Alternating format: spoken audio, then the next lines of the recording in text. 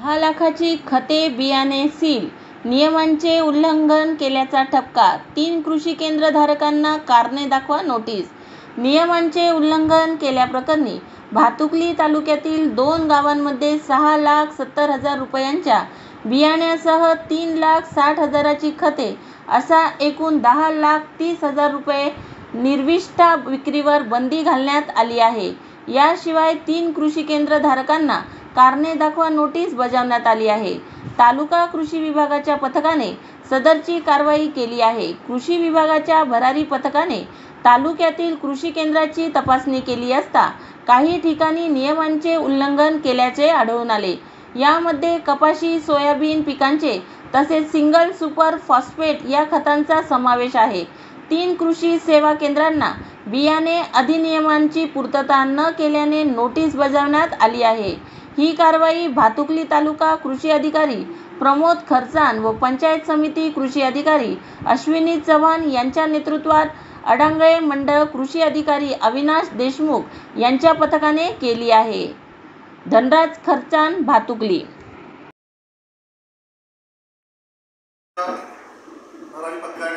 जवळपास आपल्या तालुक्यातील 3 दुकानदारांना कारणे नोटीस दिलेली आहे.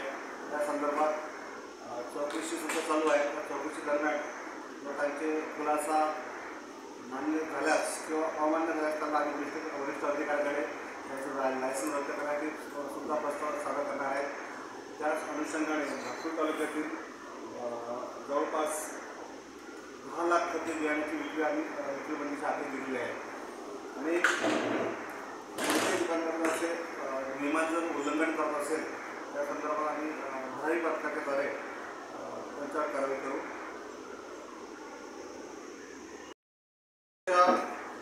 भरारी पथकाने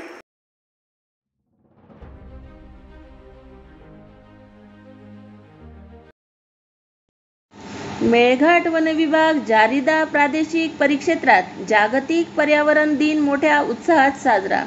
अमरावती जिल्ह्यातील निसर्गरम्य ठिकाण म्हणजे मेळघाटातील चिखलदरा. चिखलदरा तालुक्यातील मेळघाट वनविभाग प्रादेशिक जारिदा परिक्षेत्रात मसूद खान वन परिक्षेत्र अधिकारी यांच्या मार्गदर्शनाखाली जागतिक पर्यावरण दिन कार्यक्रमाचे आयोजन करण्यात आले होते. कार्यक्रमाचे अध्यक्ष मसूद खान, वन परिक्षेत्र अधिकारी सुरेश धिकार सरपंच प्रमुख पाहुणे म्हणून उपस्थित होते. सर्वप्रथम मान्यवर मंडळींनी फोटोपूजन व हार अर्पण करून कार्यक्रमाला सुरुवात केली. त्यानंतर सुरेश धिकार सरपंच यांच्या शुभ हस्ते कार्यालयाच्या परिसरात वृक्षारोपण करण्यात आले. त्यानंतर मसूद खान वन परिक्षेत्र अधिकारी यांनी सुद्धा वृक्षारोपण केले. कार्यक्रमात सहभागी झालेल्या प्रतिनिधींसोबत वन कर्मचारी यांनी सुद्धा जागतिक पर्यावरण दिनी वन विश्रामगृह जारिदाच्या आवारात वृक्षारोपण केले. कार्यक्रमात उपस्थित मान्यवर मंडळींना वन परिक्षेत्र अधिकारी मसूद खान यांनी जागतिक पर्यावरण दिनाबद्दल मार्गदर्शन केले. दरवर्षी 5 जून रोजी जागतिक पर्यावरण दिन साजरा केला जातो आणि पर्यावरणाच्या रक्षणासाठी जागरूकता केली जाते. सृष्टी हे सजीव व निर्जीव वस्तूंचे मिश्रण आहे. झाडे हे जीवन आहे.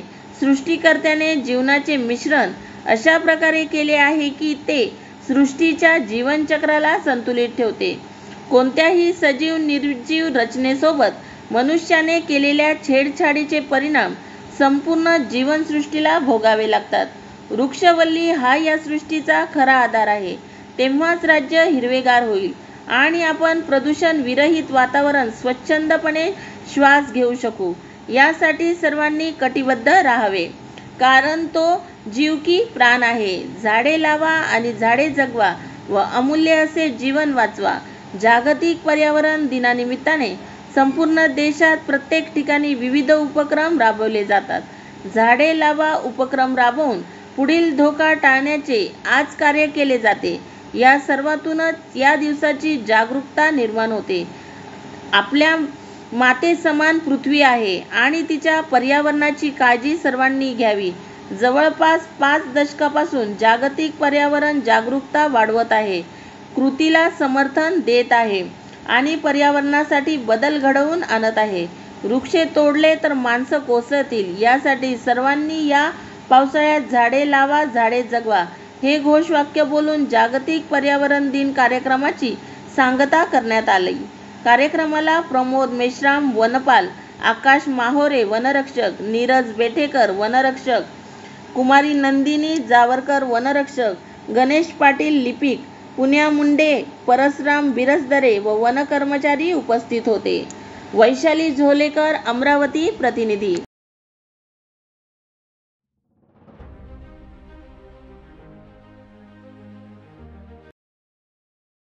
मोदींची जी काही हवा होती ती आता संपली आहे. सचिन सावंत. थोड्याफार प्रमाणामध्ये दिला जातो. द्रौपदीचं वस्त्रहरण ज्या पद्धतीने दुःशासन आणि दुर्योधन करत होते, त्याला कृष्ण स्वतः आले होते, जनार्दन स्वतः आले होते वाचवण्यासाठी. मला असं वाटतं की या कालावधीमध्ये ज्या पद्धतीने लोकशाहीचं वस्त्रहरण चाललं होतं, आता जनता जनार्दन या ठिकाणी वाचवायला आला आणि निश्चितपणे देश सुदैवी ठरतो की या हुकुमशाहीच्या सावटांना आता जनताच त्या ठिकाणी त्याच्या विरोधामध्ये उठते आणि देशाला वाचवण्यासाठी प्रयत्न करते. त्या निकालांना तेच दिसून आलेलं आहे आणि निश्चितपणे विरोधी पक्षाला बळकटी त्यातनं मिळाले. काँग्रेस पक्ष देखील मजबूत झालेला आहे आणि ज्या पद्धतीनं आता मोदींचं जी काही एक हवा होती ती आता देखील लुप्त झालेली आहे. निश्चितपणे आता लोकशाहीचा हा जो वाचवण्याचा लढा आहे अधिक मजबूत होतो. तर देवेंद्र फडणवीस यांनी आपले राजीनामाचे प्रस्ताव दिले आहे त्याच्याकडे आता ही नौटंकी आहे. निश्चितपणे पाहायचं झालं तर भारतीय जनता पक्षाच्या विरोधामध्ये जो निकाल दिला त्यामध्ये फडणवीसांचं राजकारण देखील तितकंच कारणीभूत होतं. परंतु जे काही झालं असावं आताच्या परिस्थितीमध्ये ज्या पद्धतीने हुकुमशाहीचे पाश हे विरोधी पक्षांवरती आणि एकंदर जनतेवरती होते त्याच्यापेक्षाही अधिक प्रमाणामध्ये ते भारतीय जनता पक्षाच्या अंतर्गत होते आणि म्हणूनच आता ह्या निकालानंतर आता हळूहळू दुर्बललेला श्वास बाहेर येतो आहे आणि हे खऱ्या अर्थानं पाहायचं झालं तर त्यांच्या केंद्रीय नेतृत्वाच्या विरोधातच बंडखोरी असंच पाहावं लागेल. त्याचं कारण आहे की जर त्यांना राजीनामा द्यायचा होता तर ते त्यांनी जाऊन थेट केंद्रीय नेतृत्वाशी बोलले असते. जेव्हा मीडियामध्ये येऊन ते बोलत आहेत याचा अर्थ ते केंद्रीय नेतृत्वाच्या विरोधामध्येच जेस्चर आहे आणि मुख्यमंत्र्यांचं नेतृत्व त्यांना मान्य नाही आहे हे देखील त्यात दिसून येतं. 10 वर्ष जो लोकशाहीवर हुकुमशाहीचा धोका होता तो आता टळला आहे. द्रौपदीची वस्त्रे हिसकावताना ज्याप्रमाणे स्वतः जनार्दन आले होते त्याचप्रमाणे लोकशाहीची सनातन चोरी वाचवण्यासाठी स्वतः जनता जनार्दन आले आणि निश्चितच आपण मजबूत झालो. मोदींची जी काही हवा होती ती आता संपली आहे. मुंबई प्रतिनिधी.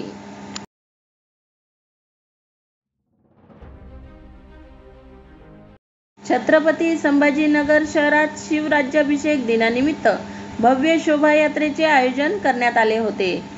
सर्वत्र 351व्या शिवराज्याभिषेक सोहळा मोठ्या उत्साहात पार पडत आहे. छत्रपती संभाजीनगर शहरामध्ये देखील शिवराज्याभिषेक सोहळ्यानिमित्त विविध सांस्कृतिक कार्यक्रमाचे आयोजन करण्यात आले आहे. या निमित्त क्रांती चौक येथून शोभायात्रा काढण्यात येणार आहे. यावेळी विविध शिवकालीन वेशभूषा साकारत नागरिक या रॅलीमध्ये सहभागी झाले आहेत. या शोभायात्रेमध्ये नागरिक मोठ्या संख्येने सहभागी झाले होते. संभाजीनगर प्रतिनिधी. नगरामध्ये मोठ्या उत्साहात शिवराज्याभिषेक सोहळा साजरा होतोय. 350 वर्ष शिवराज्याभिषेक सोहळ्याला झालेली आहे आणि हा सोहळ्याचे आताही त्या क्षणाचे चहारे अंगावर येणारे या ठिकाणी सगळे आयोजन झालेलं आहे. या ठिकाणी 18 पगड जातीच्या सर्व समाजाला घेऊन छत्रपतीने जसं स्वराज्य स्थापन केलं त्याच पद्धतीने 18 पगड जातींना घेऊन या ठिकाणी महाराजांचा राज्याभिषेक होतोय. उद्या पूजन होत आहे. पांडुरंग पाटलांनी पण या ठिकाणी मिरवणूक काढून सगळ्यांच्या घोड्यावर त्यांनी राज्याभिषेक साजरा करताय. असं या क्रांती चौकामध्ये विविध प्रकारचं राज्याभिषेक सोहळ्याचं या ठिकाणी मोठ्या उत्साहात साजरीकरण होत आहे आणि मोठा आनंद आणि मोठा उत्साह जनतेमध्ये. याचं आयोजन आपण सगळ्या गोदावरी गंगा सगळ्या पवित्र नद्यांचं पाणी आणि सगळं आणलेलं आहे. दही आणि मंत्रोपचार सगळ्या ब्राह्मणांच्या उपस्थितीत हा मंत्रोपचारामध्ये आता हा राज्याभिषेक सोहळा चालू होता. छत्रपती शिवराज्याभिषेक सोहळ्यानिमित्त 2,41,000 बटनांच्या सहाय्याने विठ्ठल गायकवाड यांनी साकारली शिवरायांची प्रतिकृती. 2,41,000 शर्टच्या बटनांचा वापर करून शिवरायांची अप्रतिम अशी प्रतिकृती येवला तालुक्यातील अनकुटे येथील विठ्ठल गायकवाड यांनी साकारली आहे. बटन व धाग्यांचा वापर करत शिवरायांची प्रतिमा साकारण्याकरता या कलाकाराला 3 वर्ष 8 महिन्यांचा कालावधी लागला आहे. आज शिवराज्याभिषेक सोहळ्यानिमित्ताने या कलाकाराने ही प्रतिकृती प्रदर्शनास ठेवली आहे. शनी जयंती असल्याने येवला तालुक्यातील अनकुटे येथे भाविकांची मोठी गर्दी असते. त्यानिमित्ताने या शिवभक्ताने ही प्रतिकृती येथे प्रदर्शनास ठेवली आहे. येवला प्रतिनिधी. आज दिनांक 6 जून 2024 रोजी शिवजयंती आणि शिवराज्याभिषेक दिन त्यानिमित्ताने मी एक माझी कलाकृती बनवलेली आहे. ती कलाकृती इथं या कार्यक्रमाच्या निमित्ताने मांडण्यात आलेली आहे. ही कलाकृती मी शर्टच्या बटनांपासून बनवली आहे. साधारणतः याच्यासाठी शर्टचे बटन 2,41,000 बटनांचा वापर करण्यात आलेला आहे. आणि ही कलाकृती भव्यदिव्य असून ही साधारणतः 18 बाय 20 फुटाची असून हिला बनवायला मला जवळपास 3.5 ते पावणे 4 वर्षाचा कालावधी लागलेला आहे. अशा पद्धतीने कलाकृती ही पूर्णतः नेण्यात आलेली आहे आणि तिचं प्रदर्शन आज मी येथे आम पब्लिकसाठी ठेवलेलं आहे.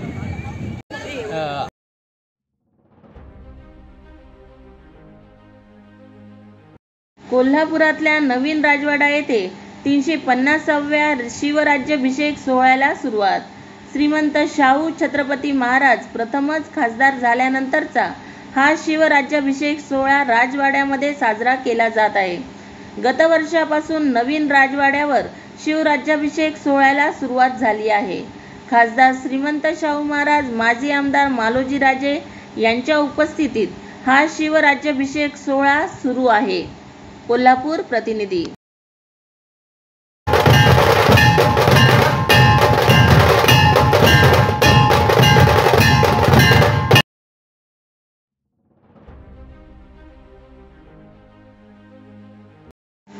छत्रपती शिवाजी महाराजांचा 351वा शिवराज्याभिषेक सोहळा. किल्ले रायगडावर शिवप्रेमींची अलोट गर्दी. रायगडावर मोठ्या उत्साहात शिवराज्याभिषेक दिन साजरा करण्यात येत आहे. छत्रपती शिवाजी महाराजांच्या जय जयकाराने किल्ले रायगड दुमदुमले आहे. छत्रपती शिवाजी महाराजांच्या राज्याभिषेकाला 351 वर्षे पूर्ण होत आहे. या निमित्त आज 6 जून रोजी रायगडावर शिवराज्याभिषेक दिन साजरा करण्यात येत आहे. छत्रपती शिवाजी महाराजांच्या जय जयकाराने किल्ले रायगड दुमदुमला आहे. शिवभक्तांमध्ये मोठे उत्साहाचे वातावरण असून पारंपरिक वेशभूषा परिधान केलेल्या शिवभक्तांनी लोककलांचे सादरीकरण आणि पोवाडे यामुळे रायगडावरील वातावरण शिवमय झालं असल्याचं पाहायला मिळत आहे. या सोहळ्यास महाराष्ट्राच्या कानाकोपऱ्यातून लाखो शिवप्रेमी आणि विविध सामाजिक संघटनांचे पदाधिकारी आणि नेतेगण उपस्थित झाले आहे. रायगड प्रतिनिधी.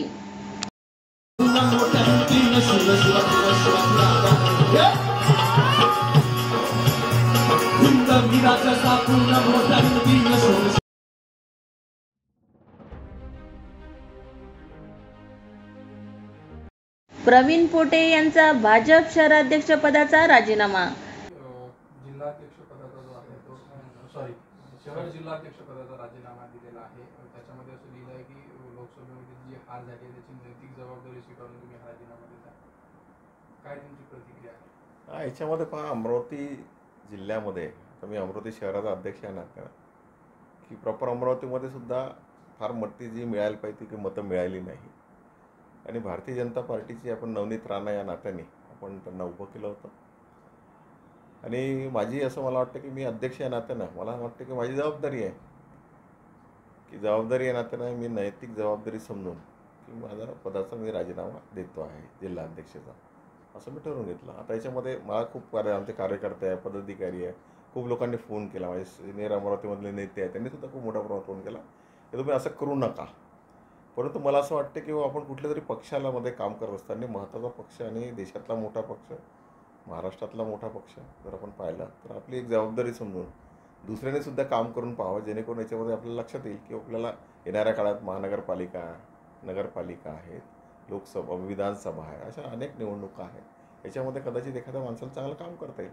या अपेक्षेने मी असं ठरवलं आहे की मी माझी जबाबदारी समजून याच्यामध्ये मी हा पदाचा राजीनामा देतो आहे. तो काय वाटते तुमच्या ज्या लोकसभेत जो पराजय झाला, काय याला नेमकं कारण असावं? याच्यामुळे भारतीय जनता पार्टीची जेवढी मतं आहेत तेवढी मतं पूर्णतः मिळालेली आहे, माझ्या लक्षात आलेलं आहे. याच्यामध्ये आज अमरावती शहरामध्ये पाहिलं तर मुस्लिम मतं फार मोठ्या प्रमाणात 1.25 लाखाची मतं मुस्लिम समाजाची आहे. जवळपास 90,000ची जी मतं आहेत ती दलित समाजाची आहे. दोन मतांची टोटल जर मारली आणि यातलं 70% जर काढलं तर जवळपास 1.5 लाख मतं ही साधारणतः काँग्रेसला मिळालेली आहे. आणि जी उरलेली मतं ती भारतीय जनता पार्टीची पूर्ण मिळालेली आहे. आता बडनेरा म्हटलं, अमरावती म्हटलं तर याच्यामध्ये बडनेरामध्ये लीड आहे, 25,000चा लीड आहे. आणि अमरावती जिल्ह्याचं जर आपण पाहिलं तर तिवसामध्ये आपल्याला भारतीय जनता पार्टीला मतं मिळाली नाही, अचलपूरमध्ये मिळाली नाही. आम्हाला असं वाटत होतं की दर्यापूरमध्ये मोठ्या प्रमाणात भारतीय जनता पार्टीला मतं मिळेल, पण तिथेसुद्धा आम्ही मागे राहिलो. मेळघाट आणि आपलं बडनेरा याच्यामध्येच आम्ही फक्त लीडमध्ये राहिलो. इतर आमच्या 6 मतदारसंघामध्ये आम्ही मागे राहिलो. त्यामुळं असं वाटते की आमची जी मतं आहे स्पेशली की मोठ्या प्रमाणामध्ये भारतीय जनता पार्टीची स्पेसिफिक मतं आहे ती मिळाली. मागच्या वर्षी जर आपण तुलनात्मक जर पाहिलं तर मागच्या वर्षीच्या मानाने यावर्षी मतं भारतीय जनता पार्टीची वाढलेली दिसतात आणि मिळालेली दिसतात. आता मागच्या वेळेस नवनीत राणा ही काँग्रेस आणि राष्ट्रवादीच्या याच्यातून उभी होती, त्यामुळे तेव्हा त्याला राष्ट्रीय काँग्रेसची असल्यामुळे त्यामध्ये मुस्लिम आणि दलित समाज आणि इतर समाजाची मतं आहे जी काँग्रेस माइंडची मतं आहे ती त्यांना मिळाली होती. मागच्या वेळेसच्या लोकसभेमध्ये आनंदराव अडसूळ जर पाहिलं तर आनंदराव अडसूळांनासुद्धा हीच मतं किंवा यापेक्षा जास्त मतं आपल्याला भारतीय जनता पार्टीच्या माध्यमातून देण्यात आली होती. मला असं वाटतं की भारतीय जनता पार्टीची पूर्ण मतं मिळालेली आहे. व्यक्तिशः काही त्यांचा काहीतरी मला असं वाटतं की अनेक लोकांमध्ये काहीतरी जो काही त्याचा संबंध असेल, जो काही त्यांचा अंतरमधला जो काही विषय असेल, त्यामुळे अनुषंगाने असं वाटतं की एक 10-20 हजाराची सूट मिळाली आणि त्या अनुषंगाने भारतीय जनता पार्टी सीट गेली असं आम्हाला वाटते. अमरावती लोकसभा निवडणुकीत भाजप उमेदवार नवनीत राणा यांचा पराभव झाल्याने अमरावती शहराध्यक्ष व आमदार प्रवीण पोटे यांनी भाजपाच्या शहराध्यक्षपदाचा राजीनामा दिला आहे. नवनीत राणा यांचा पराभव झाल्याने पराभवाची नैतिक जबाबदारी स्वीकारत राजीनामा दिला असल्याचं स्पष्टीकरण प्रवीण पोटे यांनी दिले. अमरावती विधानसभा मतदारसंघात तब्बल 41,648 मतांनी नवनीत राणा पिछाडीवर होत्या, तर भाजपची सर्व मते नवनीत राणा यांना मिळाली. तर अमरावती मतदारसंघात सर्वाधिक दलित व मुस्लिमांचे 1.5 लाख मते बळवंत वानखेडे यांना मिळाली, असं पोटे यांनी यावेळी सांगितलं. अमरावती प्रतिनिधी.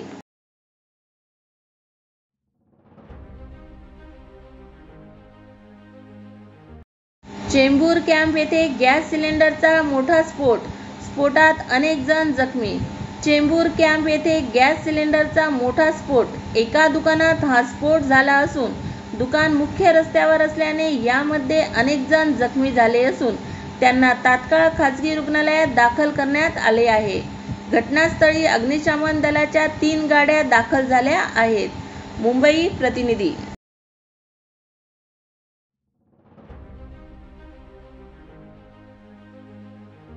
गड आला पण सिंह गेला अशा आशयाच्या बॅनरने वेधले ठाणेकरांचे लक्ष.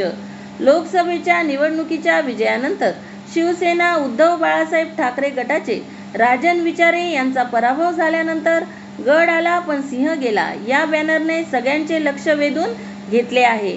ठाणे लोकसभा मतदारसंघात शिवसेना शिंदे गटाचे उमेदवार नरेश म्हस्के यांनी शिवसेना ठाकरे गटाचे राजन विचारे यांचा दणदणीत पराभव केला आहे. 2,34,000 मतांनी नरेश म्हस्के विजयी ठरले आहेत. मुंबईमध्ये ठाकरे गटाला घवघवीत यश मिळाले, परंतु ठाण्यातील उद्धव ठाकरे यांचे कट्टर समर्थक राजन विचारे यांची मोठ्या मताधिक्याने हार झाल्याने ठाण्यातील उद्धव ठाकरे यांची शाखा समजले जाणारी चंदनवाडी शिवसेना शाखा येथे शिवसैनिकाने अनोखा असा शाखा प्रमुख तानाजी कदम यांनी बॅनर लावला आहे. हा शिवसेनेचा बालाकिल्ला मानला जातो. मात्र लोकसभा निवडणुकीला ठाण्यात तर सत्ता विरुद्ध निष्ठा असा रंग मिळाल्यामुळे कोण बाजी मारणार याकडे सर्वांचेच लक्ष लागले होते. तसेच ही निवडणूक अटीतटीची लढत होईल असा अंदाजही व्यक्त केला जात होता. शिवसेनेचे 2 गट झाल्यानंतर शिवसेना उद्धव बाळासाहेब ठाकरे या गटातील राजन विचारे यांनी ठाण्यातील शिवसेना ठाकरे गटाला उभारी दिली. एकही आमदार नगरसेवक सोबत नसताना ठाण्यातून त्यांनी शिवसैनिकांच्या मदतीने लोकसभा निवडणूक लढवली. प्रचार देखील उत्तमरित्या सुरुवातीपासून शेवटपर्यंत पार पडला. सत्ता विरुद्ध निष्ठा अशी लढत सुरू असताना सर्वत्र राजन विचारे यांचाच विजय होणार असा विश्वास व्यक्त केला जात होता. मतमोजणीच्या फेऱ्या पुढे सरकत असताना धनुष्य बाण तळपत गेला आणि मशालीची धग कमी होत गेली. शेवटच्या फेरीअंती नरेश म्हस्के यांना 7,22,789 मते मिळाली, तर राजन विचारे यांना 5,08,185 मतांचा पल्ला पार गाठता आला नाही. यामुळे या निवडणुकीच्या निमित्ताने खासदार म्हणून ठाण्यात ठाकरे गटाची असलेली एकमेव मोठी ताकद आणि अस्तित्व संपुष्टात आले आहे. असे असले तरी ठाण्यात शिवसेनेचा झेंडा कायम राहिला असला तरी ठाकरे गटाचे राजन विचारे यांचा पराभव झाल्यानंतर चंदनवाडी शिवसेना शाखा येथे गड आला पण सिंह गेला अशा आशयाचा बॅनर लागला असून तो ठाणेकरांचे लक्ष वेधून घेत आहे. मुंबई गड आला पण सिंह गेला ही सत्य परिस्थिती आहे. सर्वात आधी मी त्या मतदारांचं आभार मानतो की ज्यांनी शिवसेनेला भरभरून मतं दिली आहेत. कुठलीही अपेक्षा न ठेवता उद्धव बाळासाहेब ठाकरेंनी ज्या वेळेला हा प्रकार 2 वर्षापूर्वी झाला त्यावेळेला उद्धव साहेबांनी सगळ्यांना सांगितलं की शिवसैनिकांना तुम्हाला देण्यासारखं काही नाही माझ्या हातात, मी आता तुम्हाला काहीच देऊ शकत नाही. त्या ह्याच्यामध्ये ठाण्याच्या नागरिकांनी आज आपल्याला जे काय 5-5.5 लाखाचं मताधिक्य दिलेलं आहे हेच शिवसेनेसाठी खूप आहे. निवडणूक असते, हार जीत ही असते. आम्ही गेली अनेक निवडणूक जवळून बघितलेल्या आहेत, अनुभवलेल्या आहेत. त्याच्यामुळे हार जीत ही होणारच, परंतु त्याचं दुःख आम्हाला वाटत नाही. कारण का गेल्या 2 वर्षापासून जो आम्ही संघर्ष करतो आहे पक्षासाठी, आमचं पक्ष चोरला, निशाणी आमची चोरली, मशाल घेऊन आम्ही नवीन निशाणी घेऊन आज इथपर्यंत आलेलो आहे. आज संपूर्ण महाराष्ट्राचा तुम्ही जर निकाल बघितला तर इंडिया आघाडीचे 29 खासदार निवडून आलेले आहेत. हा आकडा काय छोटा नाही आहे, 29 खासदार येणं म्हणजे. आणि ज्यांनी सत्तेचा बाजार मांडून सत्ता आपल्या हातात घेण्यासाठी जे काय कारस्थान केली त्यांचे 18 खासदार निवडून आलेले आहेत. तर लोकांनी, मतदारांनी त्यांना जो हक्क न्याय होता तो त्यांनी दिलेला आहे. बाकी तुम्ही बघा काय आहे ते. मला वाटतं 400 पारचा नारा देण्यात आलेला, 45 पारचा नारा जे आहे ते देण्यात आलेला. मोदीचे अनेक रोड शो आले, सभा झाले, मात्र बघा माझ्या संपूर्ण याच्यामध्ये राजकीय कारकिर्दीमध्ये दिल्लीच्या पंतप्रधानांना महाराष्ट्रात आणि मुंबईमध्ये येऊन रोड शो करायला लागतात ही मला वाटतं पहिली वेळ आहे. याच्या आधी एवढे पंतप्रधान झाले परंतु मला आठवत नाही असे रोड शो कुठल्या पंतप्रधानाला करायला लागले. तुम्ही एवढं जर काम केलं होतं मग तुम्हाला रोड शो करण्यापर्यंत यायची गरज नव्हती, बरोबर की नाही. रोड शो इतक्या खालपर्यंत प्रचार करण्याची तुम्हाला गरज नव्हती. ते तुम्हीच बघा 400 पारचा नुसता त्याने हवेत गोष्टी केल्या, पण जे काय आहे ते सत्य तुम्हाला माहिती आहे काय आलेलं आहे ते. साहेब तो विषय आहे तो आमच्या नेते लोकांचा आहे, त्यात काय आम्ही डोकं घालत नाही. आम्ही आमचं काम ठामपणे केलेलं आहे. आमचं एकच दुःख आहे की आमचा शिवसेना हा गड राखला आम्ही, पण आमचा सिंह आज थोडासा आम्ही त्या दुःखात आहो की आम्हाला खूप आशा होती की आमची ठाण्याची सीट ही 110% येणार, परंतु शेवटी जे झालं ते झालं. परंतु तुम्हाला सांगतो आम्ही त्याच्यातून सुद्धा पूर्ण उभे राहू आणि तुम्हाला येणारा जो आमदारकीचा हे आहे त्यात आम्ही आमचा चमत्कार आम्ही नक्कीच दाखवू.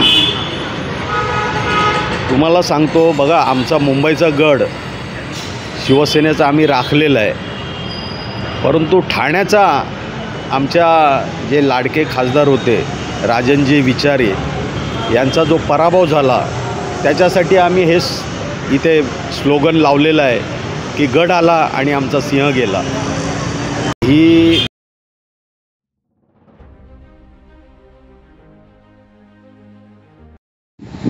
उपमुख्यमंत्री अजित पवार यांच्या उपस्थितीत राष्ट्रवादी पक्षातील प्रमुख मंत्र्यांच्या बैठकीला सुरुवात.